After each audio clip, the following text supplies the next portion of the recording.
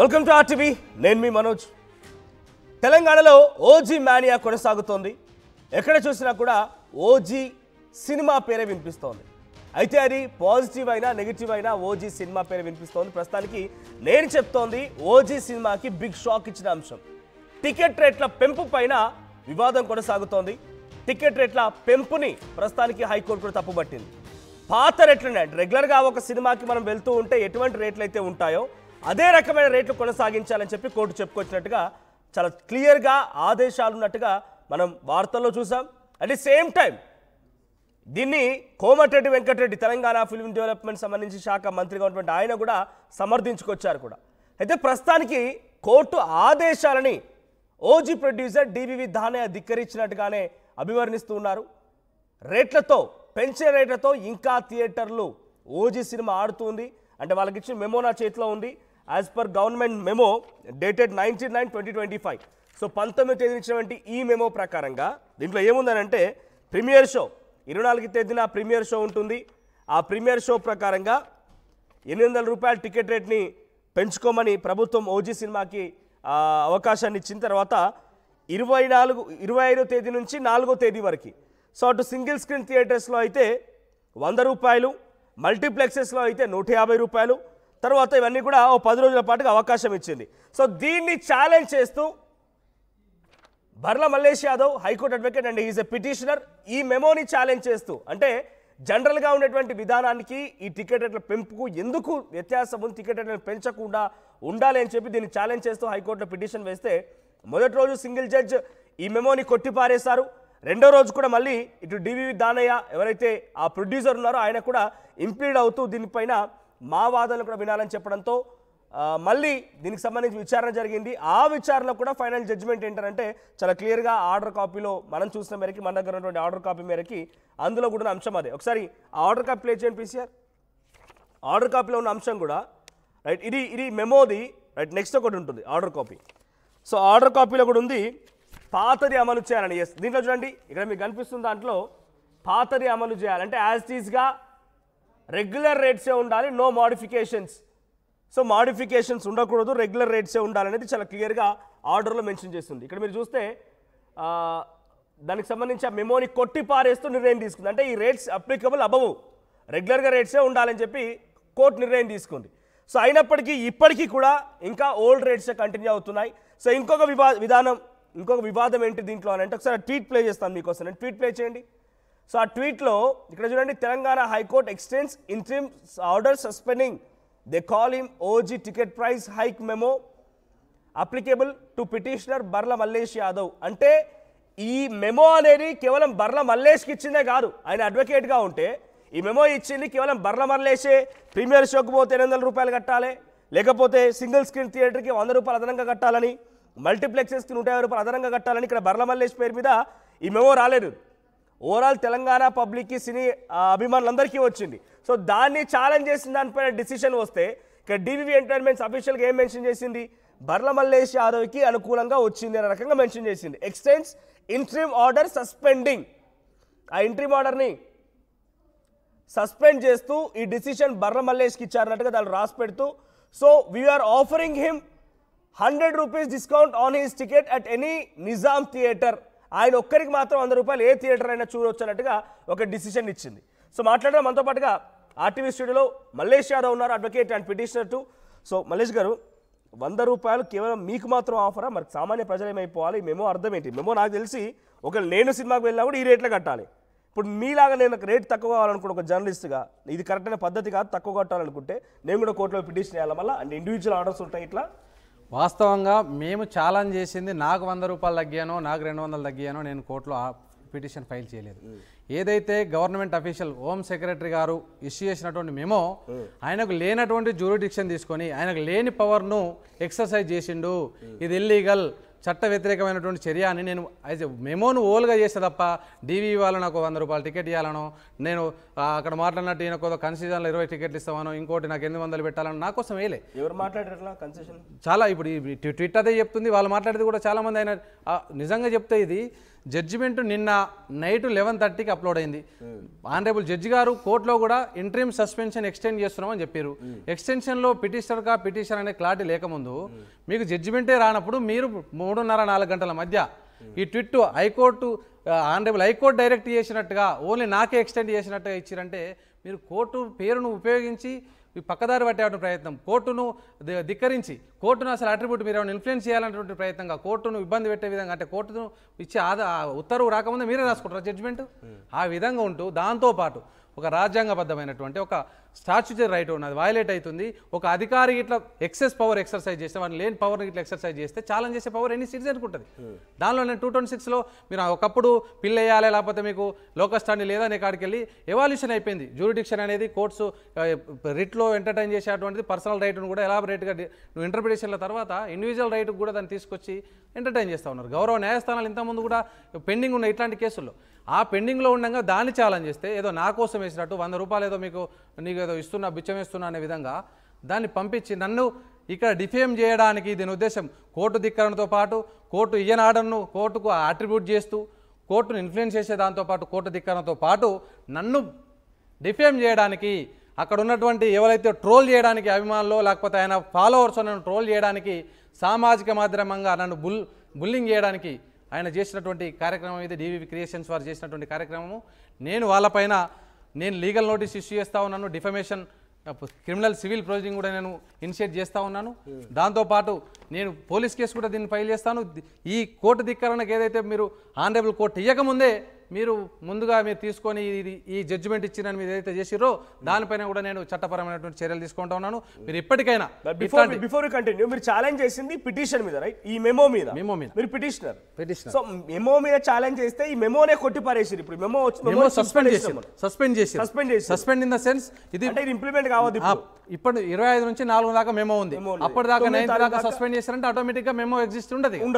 So ఈ memo ఉండనప్పుడు కేవలం బర్లమల్లేష్కే ఉండదు మాకుంటది అనే తేడా ఏమైనా ఉంటాయా? అంటే లీగల్ నాలెడ్జ్ లేదు, మిమ్మల్ని అడుగుతున్నా నేను. నాకు తెలిసి వాళ్ళకి పిల్లేస్తే పబ్లిక్ ఇంట్రెస్ట్ లిటిగేషన్ లో అయితేనే ఓవరాల్ గా పబ్లిక్ పాయింట్ ఆఫ్ వ్యూ ఆలోచించి కోర్టు తీర్పిస్తాయి, అందరికి వర్తిస్తుంది. సో ఇప్పుడు మెమోని ఛాలెంజ్ చేసిరంటే బర్లమల్లేష్ కు మాత్రమే తీర్పు వర్తిస్తుంది, పబ్లిక్ వర్తించదని ఏమైనా ఉంటుందా? మీరు కోర్టుల లోపల పబ్లిక్ ఎట్ లార్జ్ ఇష్యూలు మీరు లోకల్ స్టాండ్ ఇక్కడికి వస్తే వేరు. ఇప్పుడు ఒక ఆఫీసర్ ఒక అధికారి ఒక నిర్ణయం తీసుకున్నప్పుడు నువ్వు ఛాలెంజ్ చేసడానికి ఇండివిజువల్ కెపాసిటీలో కూడా వేయచ్చు. ఒక వైస్ ఛాన్సలర్ను లేకపోతే ఇంకొక పర్సన్ అపాయింట్మెంట్ చేసినప్పుడు కూడా మనం వైస్ ఛాన్సలర్ అయ్యే కెపాసిటీ లేకున్నప్పటికీ పబ్లిక్ ఇన్స్టిట్యూషన్లో నువ్వు ఆ పొజిషన్ తీసుకోవడానికి నీకున్న పవర్ ఏందని ఎనీ సిటిజన్ మనం ఫైల్ చేయొచ్చు. మీరు చూస్తే మొన్న ఎలక్టోరల్ బాండ్ గురించి నువ్వు ఎలక్షన్లో పోటీ చేయట్లేదు, నువ్వు ఎలక్షన్ పార్టీ లేదు, నువ్వు ఛాలెంజ్ చేస్తానికి లేదంటానికి లేదు. అంటే దేనికైనా కానీ ఇప్పుడు ఈవెన్ ఒక అధికారి ఆయన లేని పవర్ని ఎక్సర్సైజ్ చేసినప్పుడు నువ్వు అంటే విచ్చలవిడిగా ఆర్బిటరీగా తీసుకున్నప్పుడు ఫెయిర్నెస్ లేనప్పుడు ఒక రీజనబుల్ ఆర్డర్ పాస్ చేయనప్పుడు ఆ ఆర్డర్ ద్వారా నాకు కూడా 100 రూపాయలు లాస్ అవుతుంది. నేను యాజ్ ఎ సిటిజన్ అంటే నాలాంటి వాళ్ళు ఎవరికైనా అవుతుంది. సో అక్కడ ఎనీ సిటిజన్ ఫైల్ చేయాలి. బట్ బిఫోర్ దీంట్లో కామెంట్స్ వచ్చే దాంట్లో ప్రతి దాంట్లో మీకు అగేన్స్ట్గా వస్తున్నాయి. సో 100 రూపీస్ పెంచారు, కనీసం 5 రూపాయలు పెంచడం ఎక్కువ అని ఒకరు అంటున్నారు. ఇంకొకరేమో నచ్చితే చూస్తారు లేకపోతే నీకెందుకు దురద అని కామెంట్ చేస్తున్నారు. అంటే ప్రతిదీ కూడా మీరు వేసిన రోజు నుంచి మనం ఫస్ట్లీ ఆర్టీవీ టేకప్ చేసింది మీ వార్తను కూడా. సో అప్పటి నుంచి కూడా మీకు నెగిటివ్నే వస్తున్నాయి. అంటే పబ్లిక్ కూడా ఇంట్రెస్టెడ్గా ఉన్నారు కదా, కొన్ని లక్షల పైన పర్లేదు మేము సినిమాలకు వెళ్తాము ఎట్లా చూస్తామో ఇంట్రెస్టెడ్గా ఉన్నారు. సో ఈ మెమోని ఛాలెంజ్ చేశారు కాబట్టి అసలు జనరల్గా ఎట్లా ఉంటుంది అని కూడా మనం ఒకసారి కొంత నాలెడ్జ్ క్రియేట్ చేద్దాం వాళ్ళకు కూడా, ఎందుకంటే కొంతమంది అంధభక్తులు కూడా ఉంటారు కాబట్టి. సో జనరల్గా ఎట్లా ఉంటుంది టికెటింగ్ ప్రైసింగ్ అనేది? ఇప్పుడు మనము ఈరోజు వాళ్ళు ఒక మెసేజ్ చేస్తున్నారంటే కూడా వాళ్ళకి freedom of speech and expression ఒక కాన్స్టిట్యూషన్ ఇచ్చినటువంటి దానిలోనే చేస్తున్నాం. మనం ఏదో అథారిటేరియన్ స్టేట్లో లేము. సో ఈరోజు మనమంతా procedure established by law, rule of law మనం గవర్న్ చేస్తున్నప్పుడు దానికి ఒక act cinema theatres regulation act అనేది తీసుకొచ్చారు. సినిమాటోగ్రఫీ యాక్ట్ అనేది ఉంటుంది సినిమాలు రెగ్యులేట్ చేయడానికి.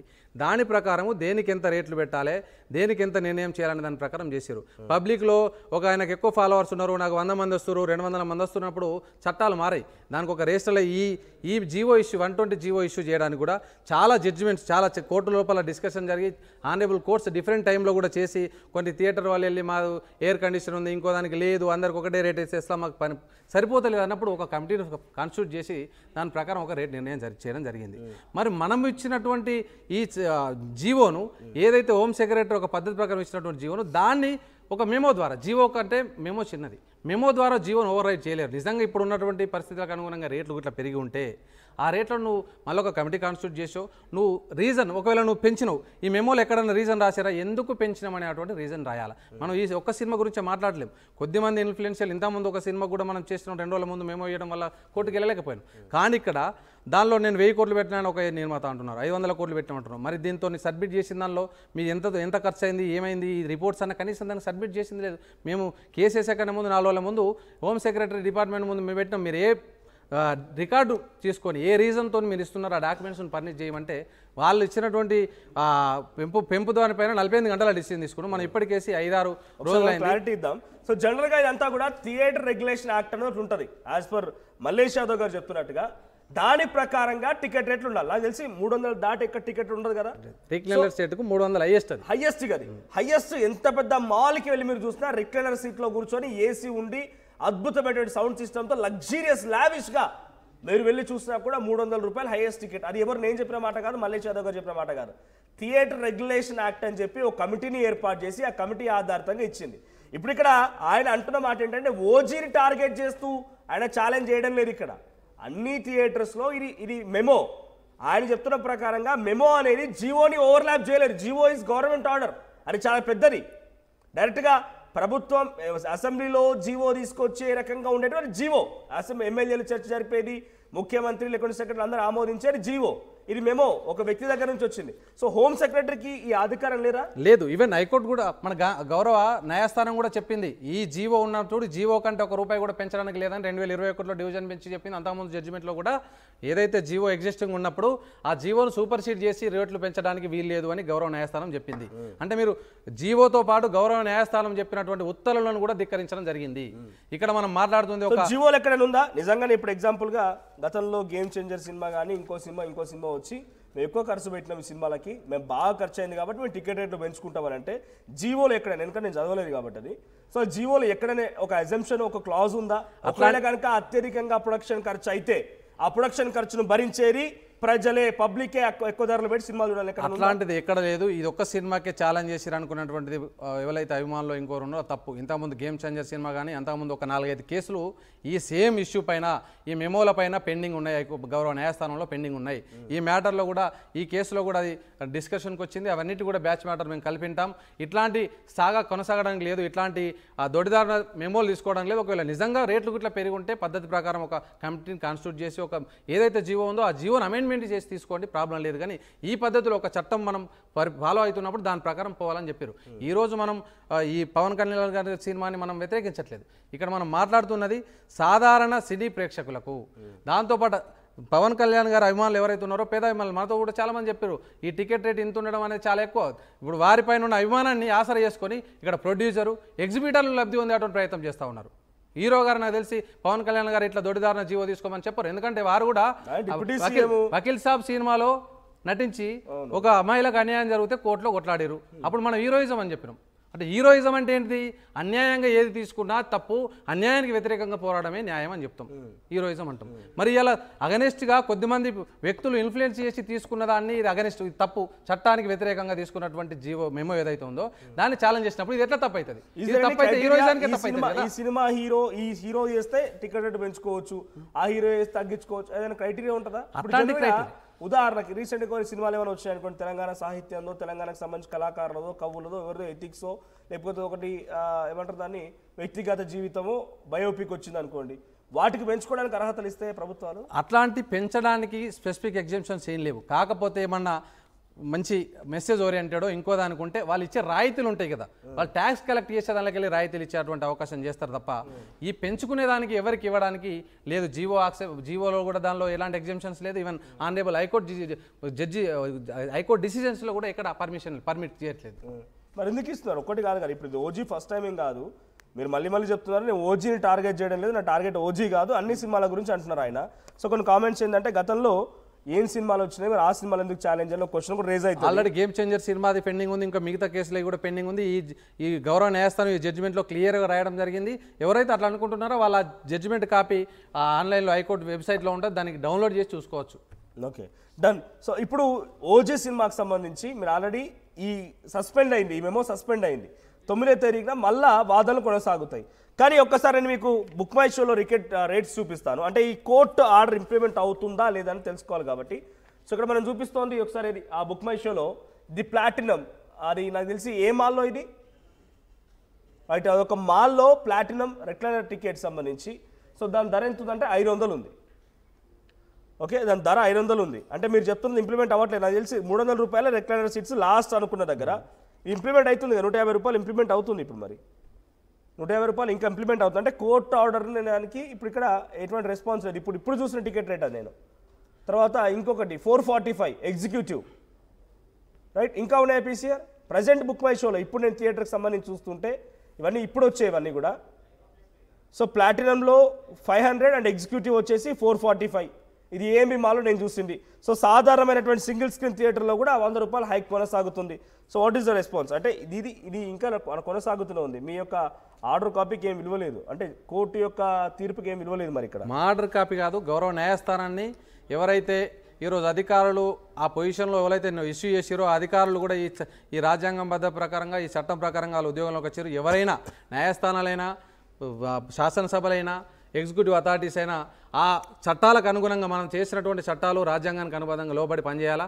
గౌరవ న్యాయస్థానం చెప్పినటువంటి తీర్పు అమల్లో ఉన్నప్పుడు మనం దాన్ని ఇంప్లిమెంట్ చేయాల్సినట్టు ఉంది. నిన్న గౌరవ న్యాయస్థానం కూడా క్లియర్గా చెప్పిన రెస్పాండెంట్ నెంబర్ 1 ఎవరైతే హోమ్ సెక్రటరీ ఉన్నారో వారు ఈ హైకోర్టు ఉత్తర్వును ఇంప్లిమెంట్ చేయాలి, మార్నింగ్ వరకు దాన్ని కమ్యూనికేట్ చేయాలని రిజిస్ట్రీ గారికి కూడా క్లియర్ ఇన్స్ట్రక్షన్స్ ఇవ్వడం జరిగింది.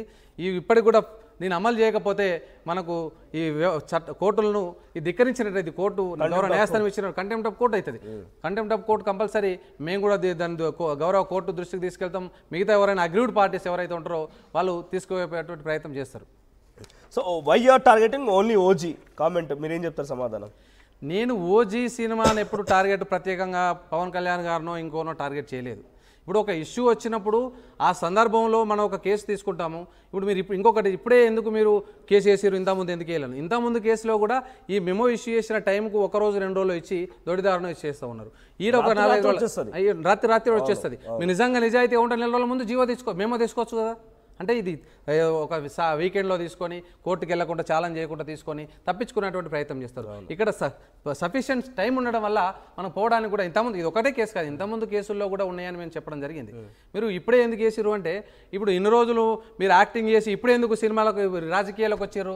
మీరు ఇన్ని రోజులు ఎందుకు రాలేదు? ఇప్పుడే వచ్చి ప్రభుత్వాన్ని ఎందుకు ప్రశ్నిస్తున్నారు? ఇన్ని రోజులు ఎందుకు ప్రశ్నించలేదు? మీరు యాక్టింగ్ చేసుకోనో లేకపోతే బిజినెస్ చేసో ఇంకోటి చేసి ఇప్పుడు ఎందుకు రాజకీయాలకు వచ్చారంటే ఏం క్వశ్చన్ చెప్తాం మనం? ఈ సందర్భం వచ్చింది, ఆ సందర్భంలో మనం దాన్ని విజిలెంట్గా ఉన్నాం, ఆ సమయం వచ్చింది కాబట్టి నాకున్న ఏదైతే రాజ్యాంగబద్ధమైనటువంటి రైటును స్టాచ్యుటరీ రైటును నేను ఎక్సర్సైజ్ చేసిన.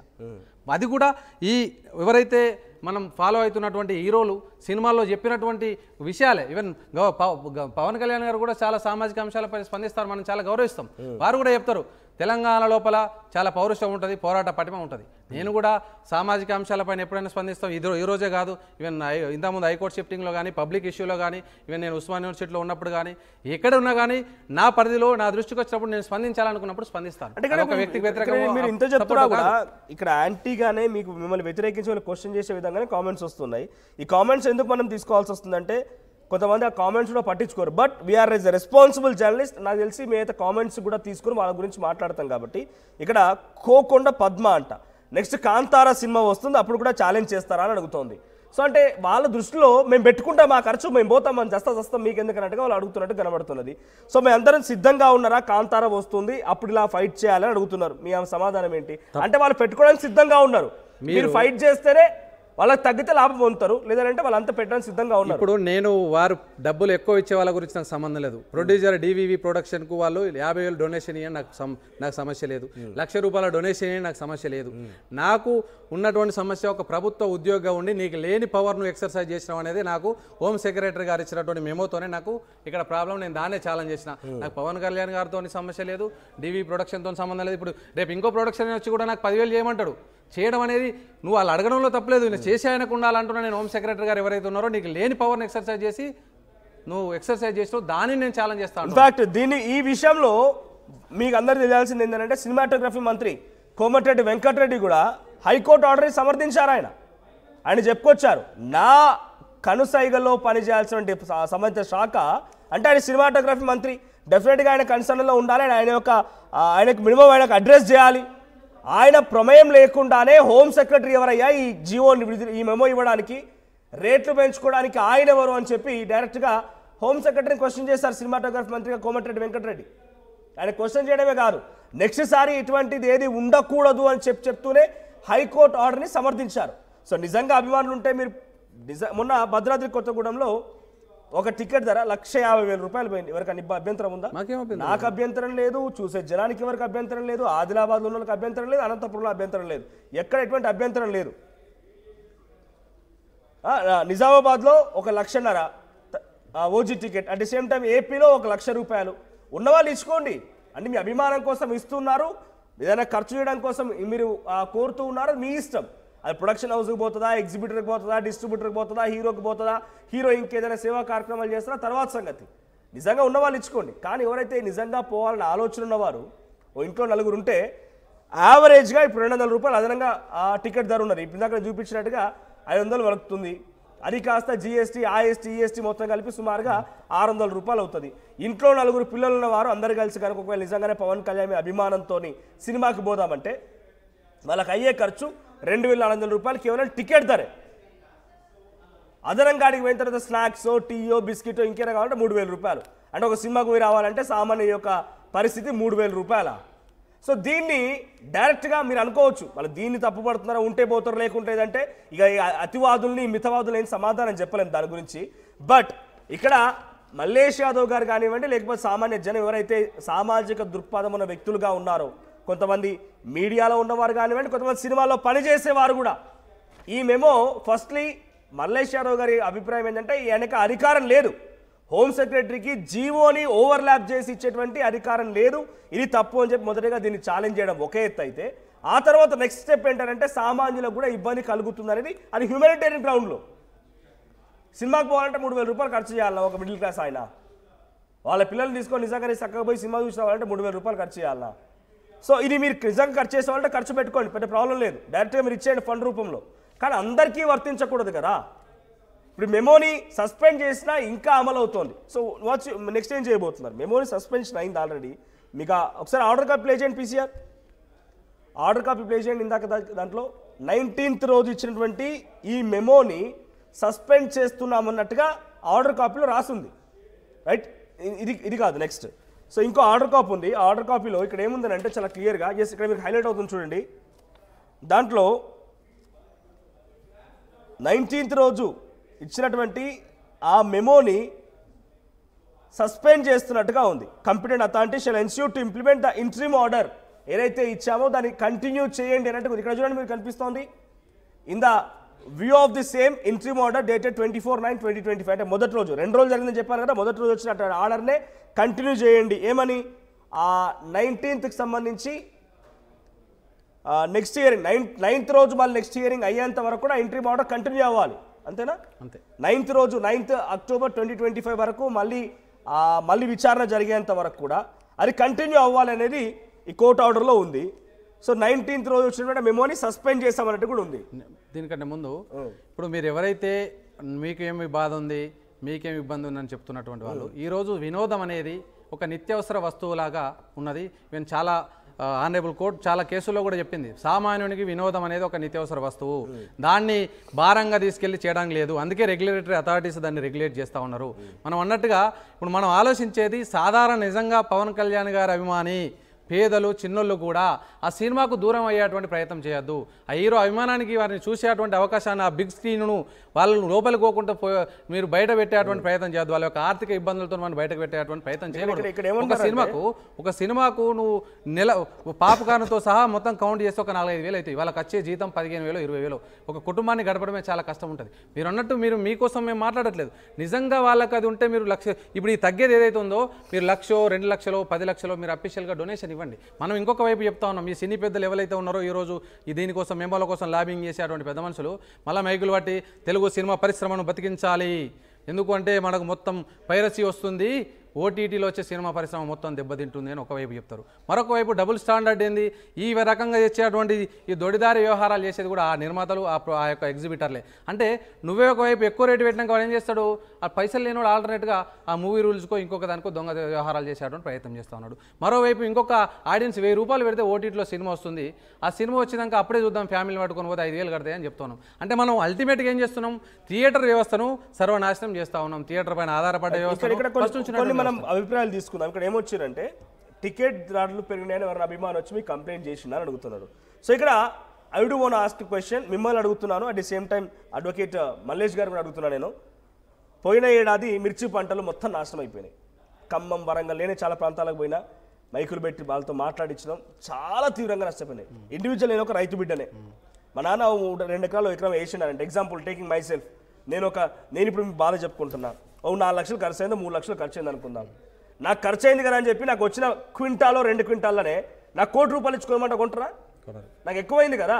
మరి దానికి ఏ ప్రభుత్వం కూడా ధర నిర్ణయించదు కదా. మరి ఇదే ప్రభుత్వాలు ఇదే వ్యవసాయ శాఖ మంత్రి లేకపోతే ఇదే వ్యవసాయ కమిషన్లు రకరకాలుగా 100 కోట్లు ఉన్నాయి కదా, కమిషన్లు, చైర్మన్లు, రకరకాలు అందరూ చేయొచ్చు కదా. మరి ఆ రైతు ఇబ్బంది పడతలేడా?